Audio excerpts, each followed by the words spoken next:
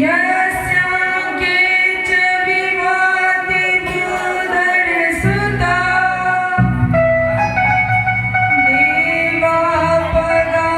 देवापगामस्तके भाले बालविदुर्गले च गडलम् यस्योरसि व्यालडा स्वयंभूतिविभूषण सुरवरा सर्वाधिपः सर्वदा सर्वगता शिव शशिनिवासिरिशङ्कर पातु माम्।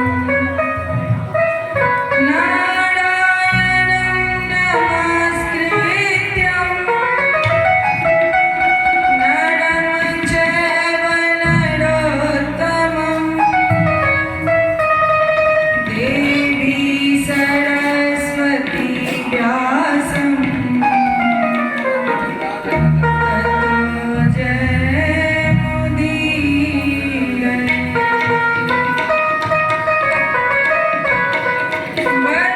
वर्णानामथ संगानां रसानां छन्दसामपि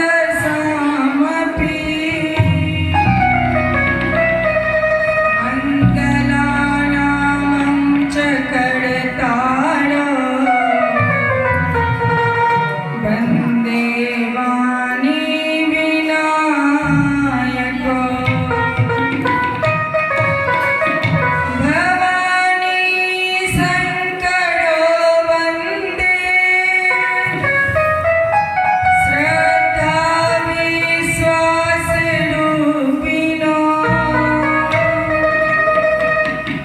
याभ्यां विना न पश्यन्ति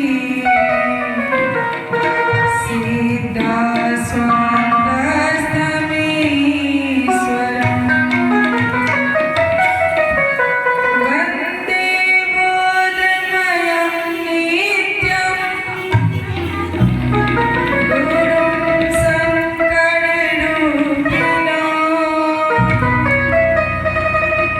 यमाश्रितो हि भद्रोऽपि चन्द्रः सर्वत्र वन्दते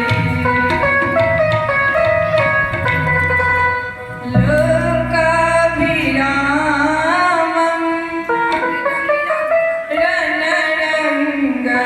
रणरङ्गधीरम् राजीवनेत्रं रघुवंशनाथं कारुण्यरूपं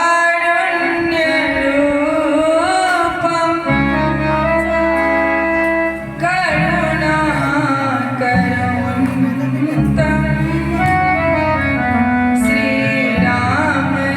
श्रीरामचन्द्रं शरणं प्रपद्ये। श्रीरामचन्द्रं शरणं प्रपद्ये। कर्पूरगौरं करुणावतारं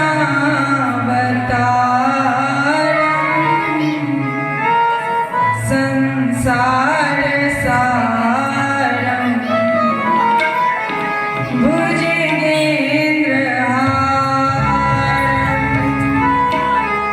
सदा वसन्तं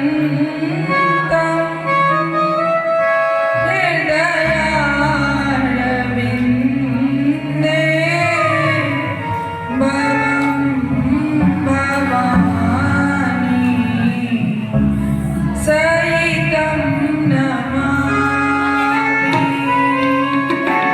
भवं भवानी सहितं नमामि। नमामि मनोजवं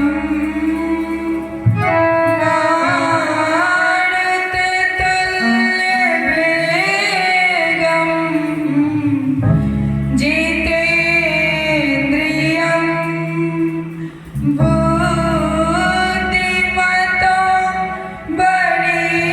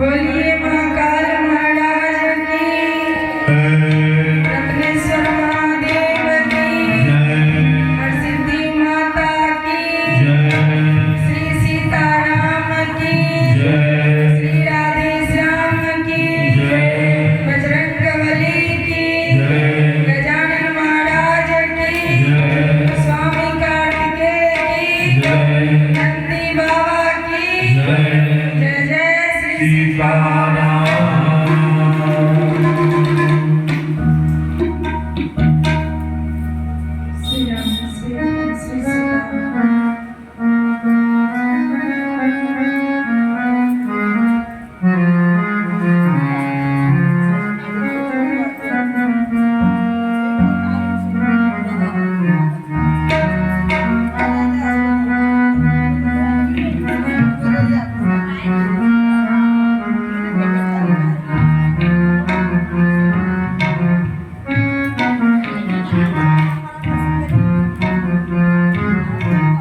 श्री सीताराम। कल की कथा में हम लोग क्या सुने थे? याद है?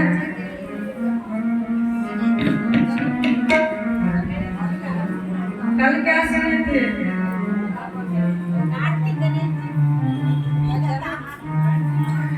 कार्तिक जी का जन्म और अंत में प्रथम ज्योतिर्लिंग का श्री सोमनाथ जी, जहाँ से पार्थिव शिवलिंग का पूजन हुआ। आज गणेश जी का भी जन्मोत्सव है,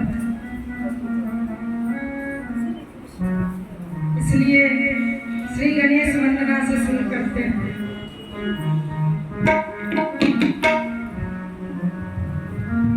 श्री गणेशाय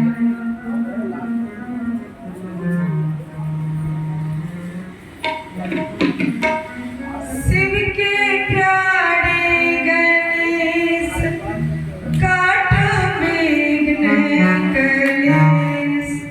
शिव के प्यारे गणेश काटो मेघ कलेश। मेरे अंगना पधारो मैं तर जाऊंगी। शिव के प्यारे गणेश काटो मेघ कलेश। शिव के प्यारे गणेश पधारो मैं तर जाऊंगी।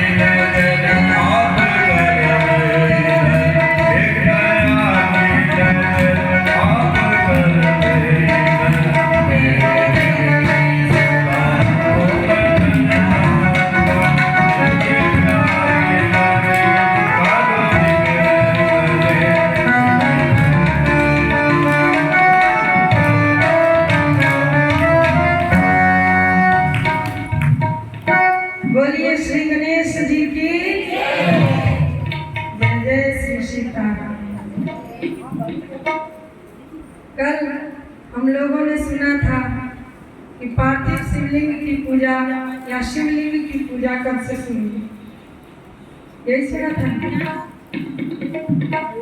किसने शुरू की बताइए, भूल गए? चंद्रदेव सोमनाथ। तो वही उनको जब आशीर्वाद मिला कि आप पूर्णिमा के दिन पुण्य स्वस्थ होकर चमकेंगे, उसके बाद प्रसन्न होकर महादेव ने ज्योतिर्लिंग का निर्माण किया। प्रथम ज्योतिर्लिंग सोमनाथ के नाम से जाने जाते हैं। उसके बाद दूसरे ज्योतिर्लिंग, द्वादश ज्योतिर्लिंग है। दूसरे ज्योतिर्लिंग है मल्लिकार्जुन। मल्लिकार्जुन जानते हैं, श्रीशैल पर्वत पर। मल्लिकार्जुन इसलिए नाम पड़ा कि जब श्री गणेश और कार्तिकेय जी का प्रतियोगिता आरंभ हुआ था विवाह के लिए।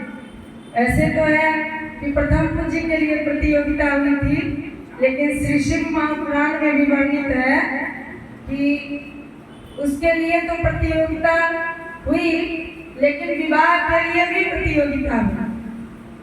क्योंकि हमारे गणेश जी तो भोले वाले उतावले हैं। जब शादी की बात आई तो वो कहने लगे कि नहीं पिताजी, पहले मेरा विवाह होना चाहिए।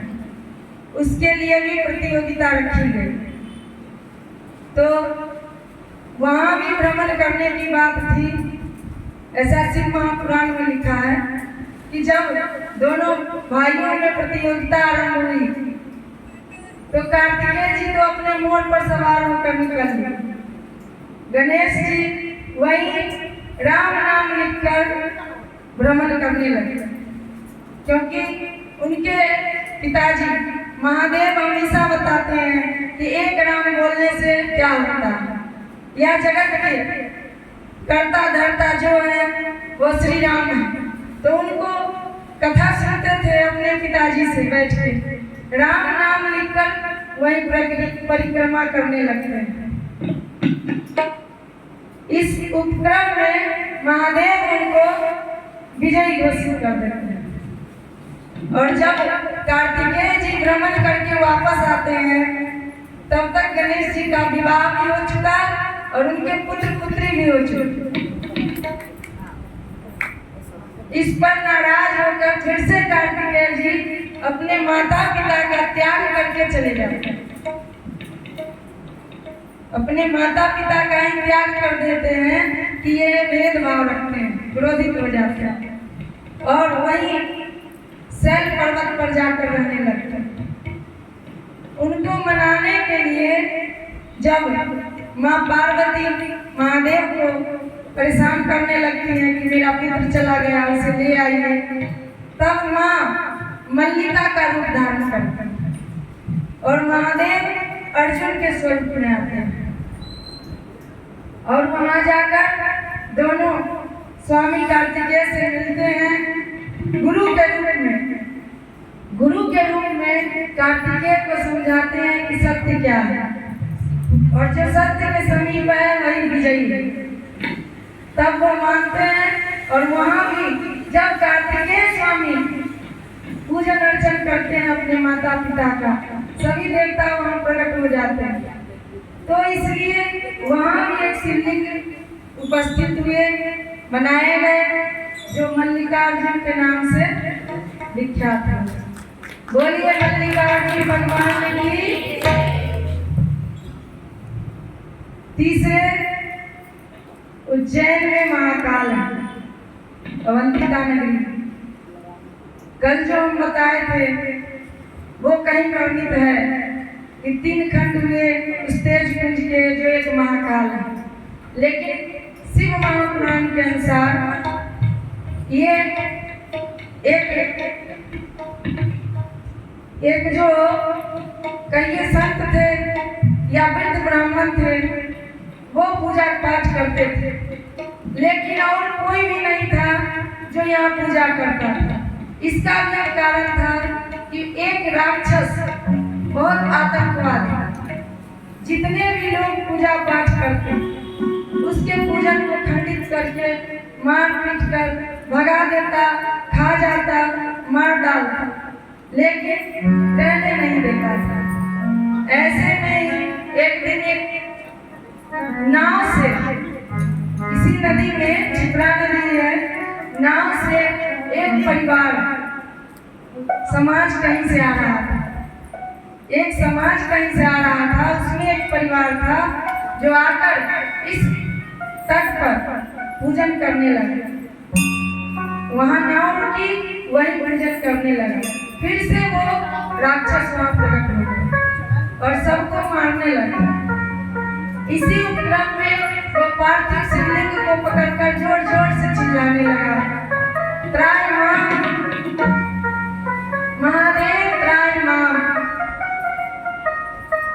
और उसकी करुण पुकार सुनकर भयंकर रुद्र रूप में महाकाल त्रिशूल लेकर प्रकट हो गए और उस राक्षस का, उस दैत्य का संहार कर दिया। चूंकि रौद्र रूप में प्रकट हुए थे इसलिए उनका नाम महाकाल पड़ गया। तो तीसरे ज्योतिर्लिंग ये है। बोलिए महाकाल महाराज की। अब चौथे ज्योतिर्लिंग ओमकारेश्वर गए, नजदीक में है। हाँ, तो इनका भी कहना है कि एक बार नारद जी घूमते घूमते विंध्याचल पर्वत पर गए। वहां उन्होंने देखा कि विंध्य पर्वत सर उठाए अपनी मस्ती में घूम रहा था। उसे किसी की परवाह नहीं थी। उसे लगता था कि हम ही सबसे बड़े हैं, हमसे बड़ा कोई नहीं है। तब नारद जी ने बताया कि आप ऐसा नहीं है, बहुत बड़े बड़े पर्वत हैं, तुमसे बड़े ही हिमालय पर्वत है, पर्वत की श्रृंखला में तो बहुत बड़ी है, तो तुम सर्वपूज्य कैसे हो? और वो कहता है कि नहीं, मैंने आज तक अपने से बड़ा नहीं देखा, जो भी हूँ मैं ही हूँ। और झुककर नारद जी को भी प्रणाम नहीं किया। इस पर नारद जी समझाते हैं, उनको बताते हैं कि अरे विंध्य, तुमसे तो बड़ा सुमेरु पर्वत है। सुमेरु पर्वत का नाम सुने? तुमसे तो बड़ा सुमेरु पर्वत है जिस पर सभी देवता आके रहते हैं, स्वयं महादेव भी जाते हैं, लेकिन इसको तो अहंकार भी नहीं है। और यही अहंकार के कारण तुम पर कोई देवता नहीं आता, कभी कोई भगवान तुम्हारे पर्वत पर नहीं आया। तब उसे ऐसा लगता है कि नहीं, अब हमको भी हमारे ऊपर किसी सर्वश्रेष्ठ भगवान को लाना पड़ेगा और उसके लिए तपस्या करने लगता है। तब जब वो महादेव की कठिन तपस्या करता है तब महादेव प्रसन्न होकर ओंकार के रूप में वहाँ अवस्थित होते हैं और ओंकारेश्वर महादेव के नाम से जाने जाते हैं। बोलिए ओंकारेश्वर महादेव की। पांचवें केदारनाथ। केदारनाथ जानते हैं ना? हाँ, बड़ी भारी महिमा उनकी। 2 बार गए, हम नहीं गए।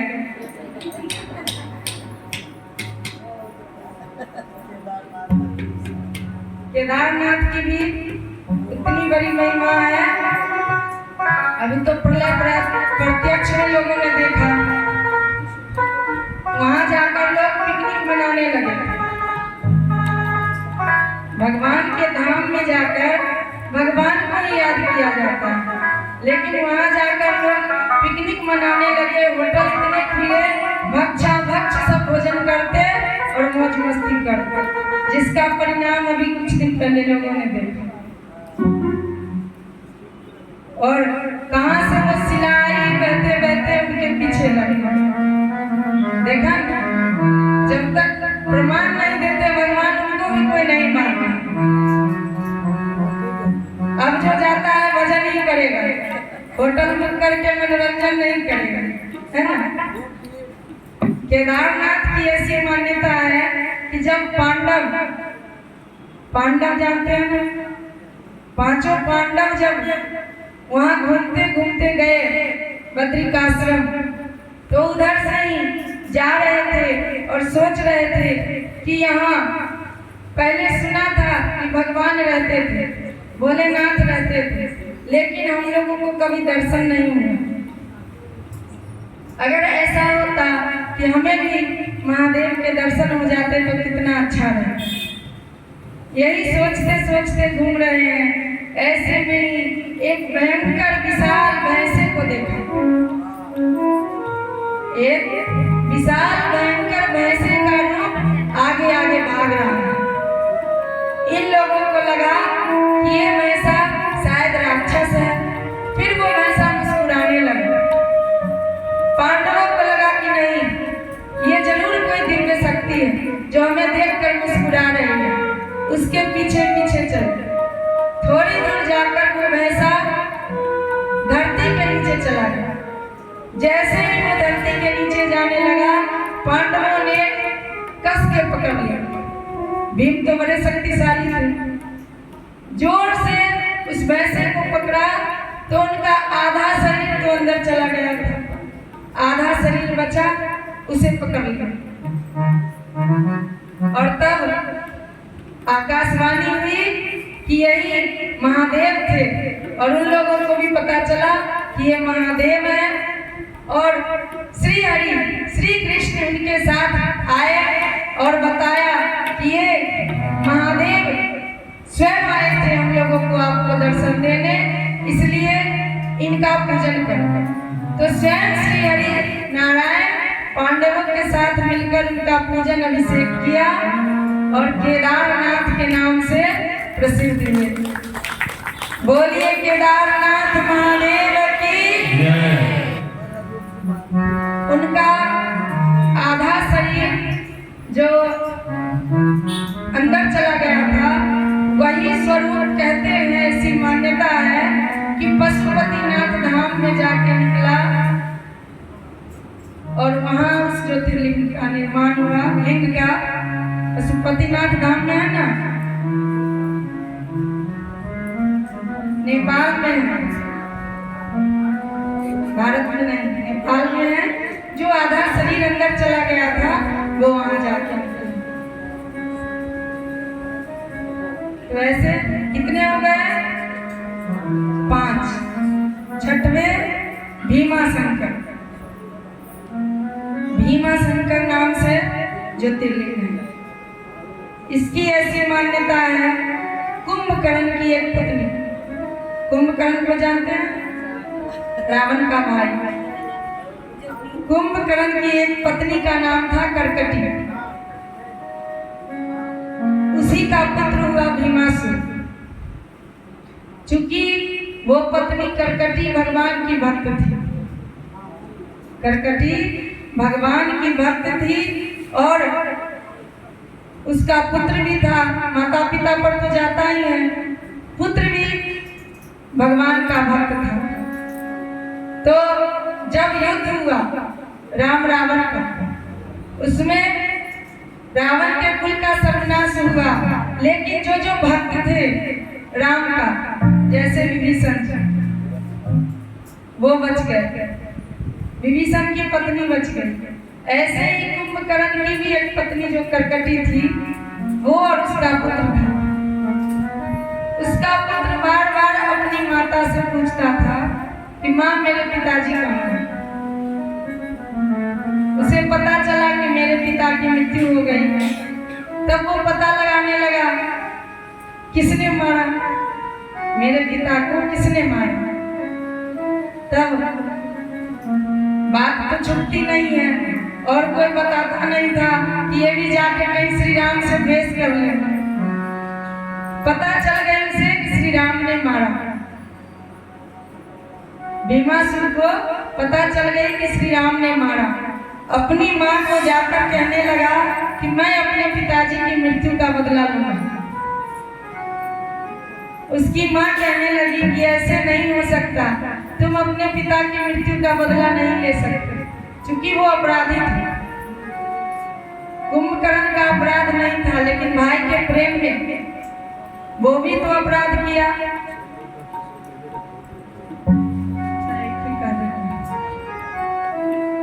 बहुत लंबा है पूरा 12 ज्योतिर्लिंग का, इसलिए कह रहे हैं शॉर्टकट में कीजिए। तो वो भगवान की तपस्या करने लगा बल प्राप्त करने के लिए कि अगर मैं भी बलशाली हो जाऊं तो फिर राम से युद्ध कर सकता हूँ। तो भगवान की तपस्या करते करते महादेव प्रसन्न हो गए। महादेव जब आए, दर्शन दिए, तब उससे कहे कि वरदान मांगो। उसने अपार बल मांगा, इतना बल दीजिए कि हम अपने पिता की मृत्यु का बदला ले सकें। तब महादेव उसको समझाए कि तुम मेरा बहुत बड़ा भक्त है, तुमने मुझे प्रकट कर लिया, राम से युद्ध करने की कल्पना भी तुम नहीं कर सकते, इसलिए आज से तुम मेरे भक्त रहो और अपना ज्योतिर्लिंग स्वरूप प्रदान कर उसी के नाम से, भीमासुर के नाम से भीमाशंकर को स्थापित कर दिया। बोलिए भीमाशंकर महादेव की।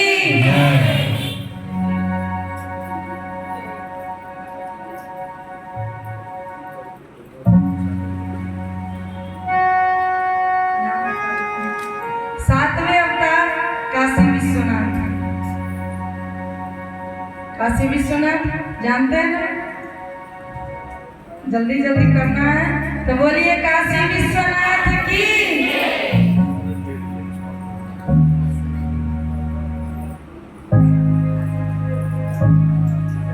आठवें ज्योतिर्लिंग नासिक में त्र्यंबकेश्वर। बोलिए त्र्यंबकेश्वर महादेव की। नौवें वैद्यनाथ। वैद्यनाथ की कथा उस दिन बताए थे, याद है? तो बोलिए वैद्यनाथ धाम की, वैद्यनाथ महादेव की। कितने हो गए? 8 हुए। 9। 9वां अवतार वैद्यनाथ। 10वां नागेश्वर महादेव। दारुक में नागेश्वर महादेव। 11वें रामेश्वर ज्योतिर्लिंग। रामेश्वर ज्योतिर्लिंग जानते हैं? बोलिए रामेश्वर महादेव की। इनकी बड़ी अलौकिक कथा। इनको स्वयं रावण ने राम से पूजन करवा के स्थापित कराया। जानते हैं ये? जानते हैं? ये सुना दे और छोड़ दे।